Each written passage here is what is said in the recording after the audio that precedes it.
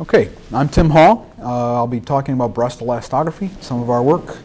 I want to point out that we have technical assistance from Siemens. They provide assistance that allows us to get into their system and do some of the programming that's necessary to execute the work that we're talking about here. Basic problem is breast cancer imaging, screening for breast cancer. And we know that there are a large fraction of women that are likely to get breast cancer. It's the second most common cancer among women. And we know also from the breast cancer screening trial, the Akron trial, that preliminary results suggest that ultrasound is really quite sensitive to detecting breast abnormalities, but it's not sufficiently specific. So anything that we can do that would improve the specificity of breast ultrasound would improve it as a screening tool. We also know that mechanical stiffness changes accompany the changes in tissue that are associated with pathology. And as a result, about 70% of breast cancers in younger women are detected with self-examination or palpation. So what is elastography? What is breast elastography? What do we mean by elasticity? And how might that image information help? Well, the typical introductory physics description of elasticity is done as a one-dimensional problem, and that is to hang a mass from a spring. We can calculate the force on the spring through Newton's second law, where we know the mass, we know the acceleration due to gravity, and so that we can calculate the force. If we hang a slightly different mass, for example, slightly larger mass from the spring, we stretch the spring a little further. We can calculate the difference in forces based on the difference in masses. We can measure the deflection of the spring from the two different masses. And then we can associate those two through what's called Hooke's law. Hooke's law relates the difference in forces to the differences in deflection and allows us to calculate a spring constant that characterizes the stiffness of the spring. If we want to extend that idea to 3 dimensions, it gets a little more complicated, but it's not too bad. The basic idea is that we want to first describe a 3-dimensional object. To do that, we start out with a 3-dimensional coordinate system. And we define these coordinate systems at our convenience. We align them however we want, we shape them however we want, but to keep things simple, we'll stick with the coordinate system that we're used to, up, down, left, right, front, back, because that's the one that we live in and we're familiar with it.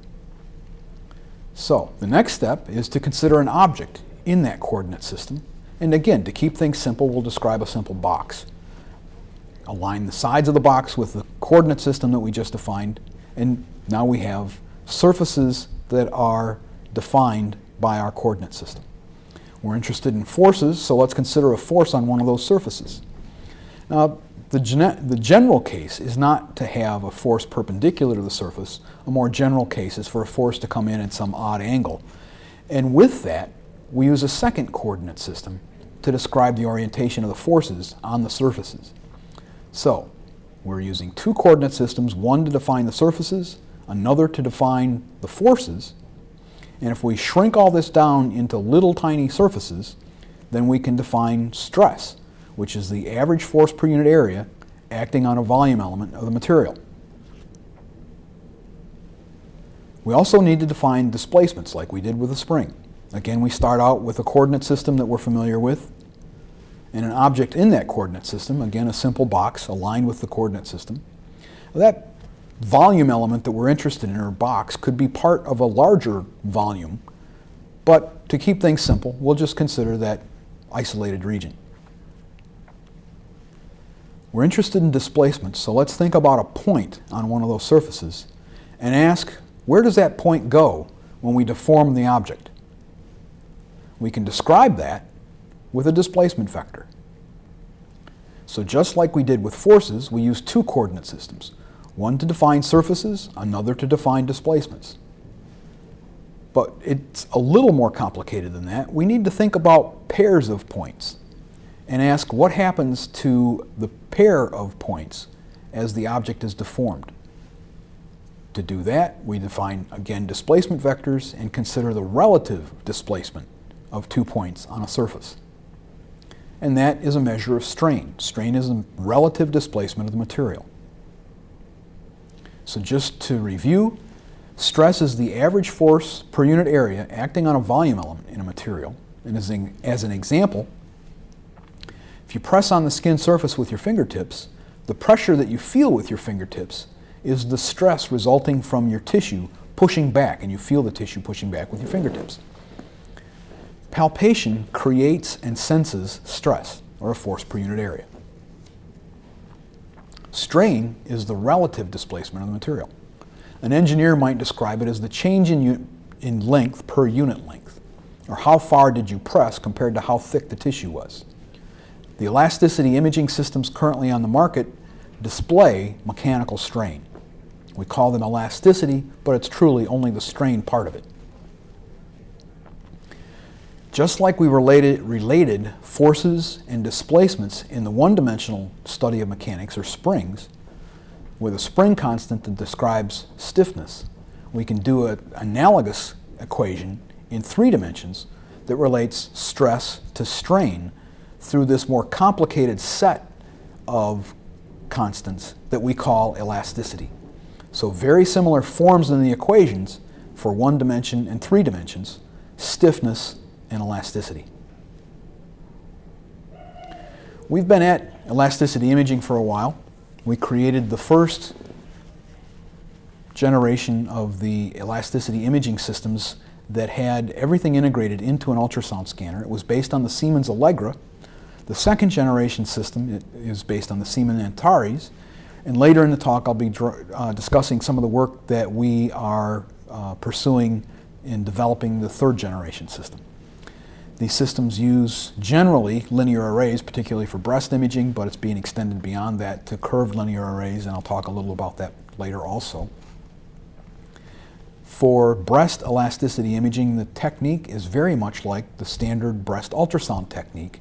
Freehand scanning with a slight amount of pressure applied with a transducer, or as an alternative, hold the transducer still, let the patient breathe, and let the chest motion induce the motion necessary for elasticity imaging. We've done this so far on over 500 subjects, and so I want to talk a little bit about what we've learned from those studies. Well, one of the things that we've learned is really a follow-up of the work that Brian Guerra described in his paper in 1997 in Radiology, and that is to compare the size of the lesion in B mode to the size in the elasticity, or E mode, image. We know that if the area of the lesion in the strain or elasticity image compared to B mode, the ratio of those, is less than or roughly equal to 1, that's usually suggestive of a benign lesion. We can understand that by the fact that benign lesions are usually restricted to the tissue that they're growing within. For example, a fibroadenoma growing in the duct is restricted to the confines of the duct. It doesn't infiltrate beyond the duct. So since there's no reaction or involvement outside the duct, the stiffness in the elasticity image is consistent with what we see in B mode. On the other hand, when the area ratio exceeds 1, it's more likely to be cancer. If we think about invasive ductal carcinoma, there is a typical associated desmoplastic reaction that surrounds the tumor, and that causes an area of stiffness that's larger than what we see in the B mode image as the hypoechoic tumor. Another consideration is the lesion shape. Typically, when the lesion size ratio is near 1 and we have a benign lesion, the shape in the B mode and elasticity image are very similar. In the case of the cancers, though, particularly when we have desmoplasia, the shape can be very different in the elasticity image compared to the B mode image. So how do we use that information? Well, here's an example of a fibroadenoma that shows many of the classic signs of a fibroadenoma, viewed here in the longitudinal axis, here in the transverse axis. With color flow, we see that there is flow inside the lesion, so we're confident now that it's a solid lesion. Again, many criteria would suggest that this is a fibroadenoma. So what does elasticity image add? Well, one of the things this movie adds is to show how easy it is, or at least can be sometimes, to generate an elasticity image. you see that very shortly after the transducer is placed in contact with the skin surface, you get very high quality elasticity images. There is something to note that's a little easier to see if I show you a stationary image. And that is by comparing the B-mode image associated with the elasticity versus the normal B-mode for typical breast ultrasound, you see that there's very good contact with the transducer here. Typically you press hard enough to flatten tissue surfaces out.